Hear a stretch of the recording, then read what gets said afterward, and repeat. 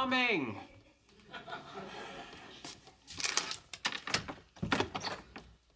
Hey, have you seen Kuthra Polly? He's not here. Maybe the Avengers summoned him.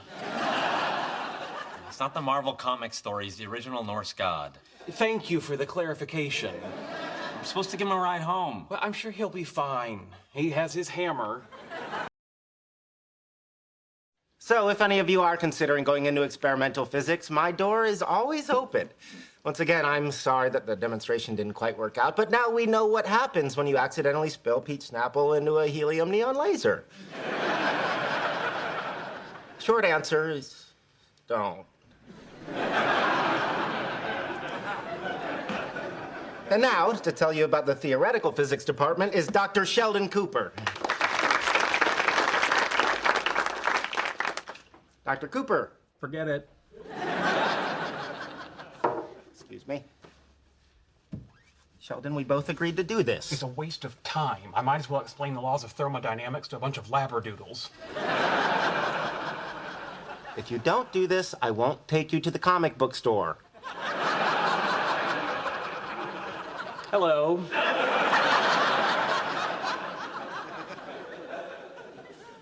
Nice work with the laser, by the way. Looking out at your fresh young faces, I remember when I, too, was deciding my academic future as a lowly graduate student. Of course, I was 14. And had already achieved more than most of you could ever hope to, despite my 9 o'clock bedtime.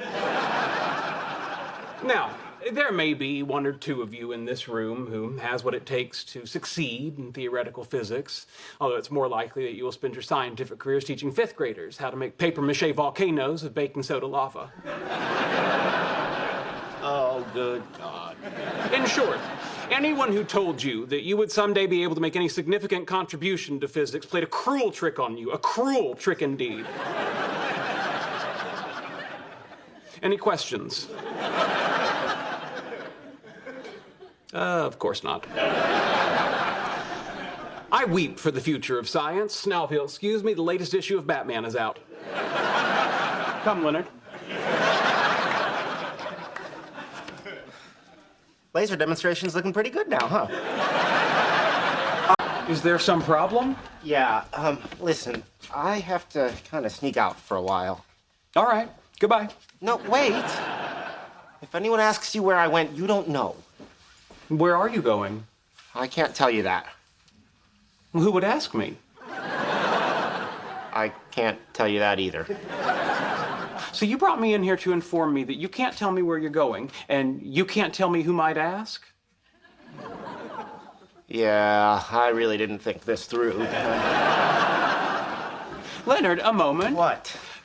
If someone, and of course we don't know who this would be, does ask where you've gone, what should I say? I don't know. Just tell them I went to the office. Are you going to the office? No. Well, then how can I say it convincingly? Just say Leonard went to the office. All right. Leonard went to the office.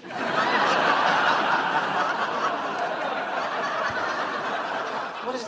No, not like that. Just Leonard went to the office. This would have worked out a lot better if you just told me you were going to the office. I'm going to the office. See, why don't I believe you?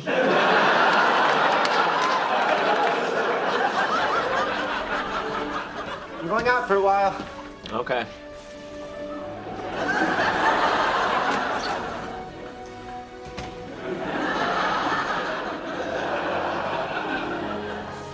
Doesn't anyone want to know where he's going? Okay, where is he going? Leonard is going to the office.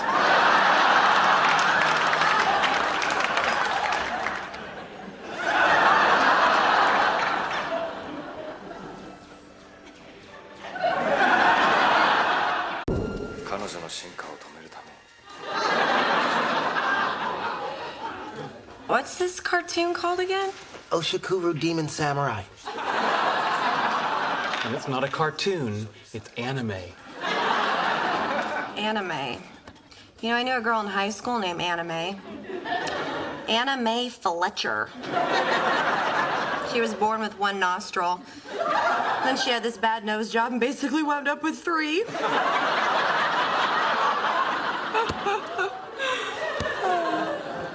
You're here a lot now. Oh, am I talking too much? I'm sorry. Zip. Thank you. Chocolate? Yes, please.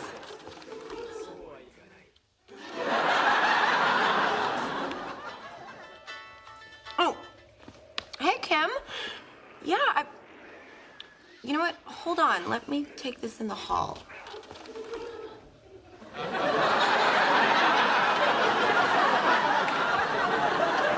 You'll never guess who they got to replace you with one. Okay. I know what you're doing. Really? Yes. You're using chocolates as positive reinforcement for what you consider correct behavior. Very good. Chocolate? No, I don't want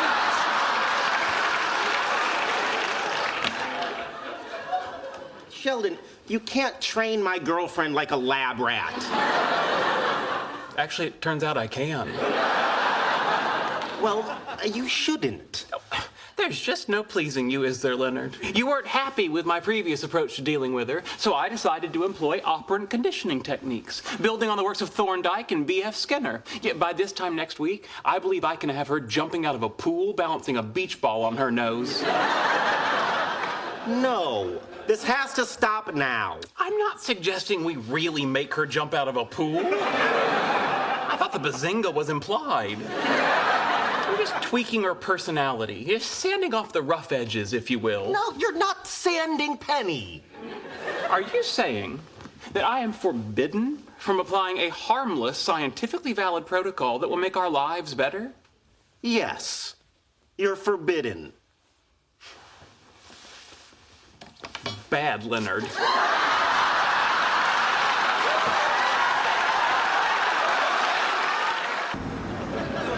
Thank you for taking me to the airport. You're very welcome. Once again, I'm driving. I'm right here. Please, I am very hungover and in no mood to satisfy your need for approval. Sheldon, I do hope you forgive me for my inappropriate behavior last night. I don't blame you. You were intoxicated. Thank you. I blame Penny. I blame Penny, too. Bad Penny. Wait a minute. What are you talking about? What inappropriate behavior? I think it's best that you not know. Agreed. Agreed. What the hell? Agreed. And I want you to take very good care of this young woman. Oh, thank you, Beverly. You're welcome. She doesn't have much in the way of career prospects. Don't make her responsible for her own orgasms as well. Mother, remember when I was complaining that you don't communicate with me enough? Yes, dear. I'm over it. La la la la la la la la la. This may seem a little odd at first, but over time you'll grow accustomed to dealing with me in this configuration. Yeah, to be honest, I don't see much difference. Thank you. That's what I was going for.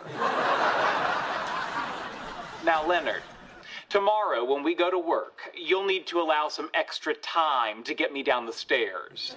For your convenience, I disassemble into 4 pieces. This is ridiculous. I'm coming to talk to you. You don't know where I am. But my physical body is safely ensconced in a secure, undisclosed location. You're in your bedroom. No, I'm not. I can hear your voice coming from your bedroom. No, you can't. Wait. Come back. Halt. Authorized personnel only. So either one of you weirdos want to buy my underwear? Only $1,400.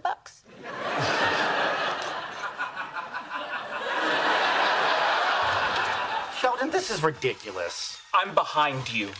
Please look at me when you're talking to me.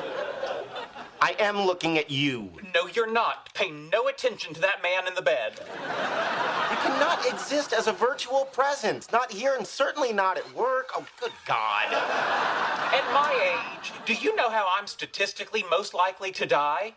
At the hands of your roommate? An accident. That's how I'm gonna make it look. Until I can transfer my intellect to a more durable container, my body will remain safely ensconced in my bed. Fine. But don't expect my help. You have to help. It's in the roommate agreement. No, it's not. Section 74C. The various obligations and duties of the parties in the event one of them becomes a robot. I'll be damned.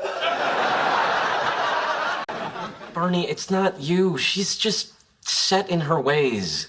How can we be together if the thought of us getting married might kill your mother? What? It's the circle of life, sweetie. One day our son will marry someone and it will kill you. Howard, I have to go to the bathroom and no one will take me home. What's wrong with the bathroom here? Pneumococcus, streptococcus, staphylococcus, and other assorted caucuses. Sheldon, my mother is on her deathbed and my fiance is grief-stricken over putting her there. I'm not taking you home. Will you at least go with me to the restroom here so you can open the door and flush the urinal? No! This might be a good time to point out, Howard, that friendship requires a certain give and take. Hold the door!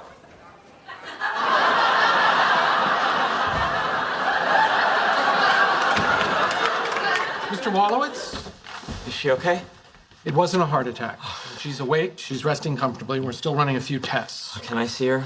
Well, actually, she said, and I quote, she'd like to see the little Catholic girl first.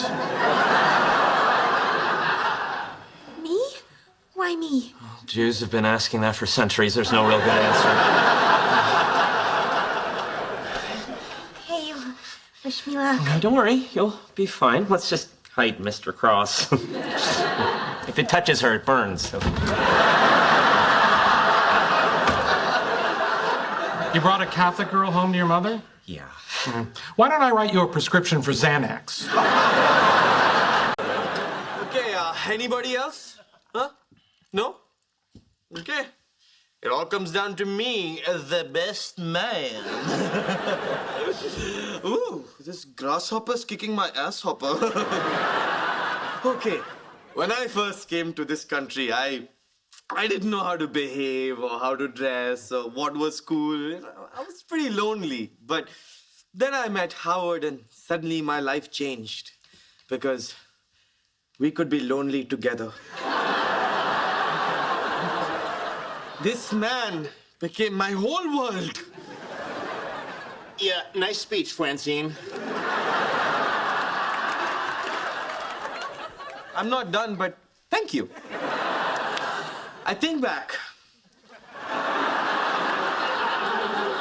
to all the good times we had, like when we went camping and spent that night telling each other all our secrets. I told him I'm addicted to pedicures, and he told me he lost his virginity to his cousin.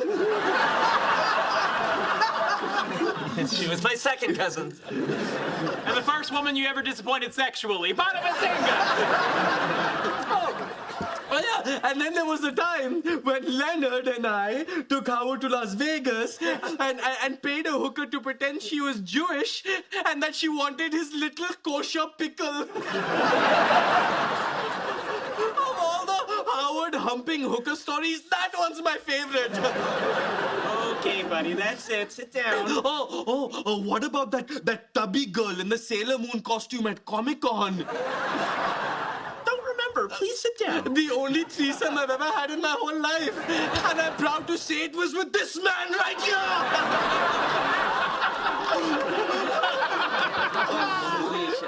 Oh, don't get me wrong. Nothing happened with me and Howard. There was about 200 pounds of Sailor Moon between us.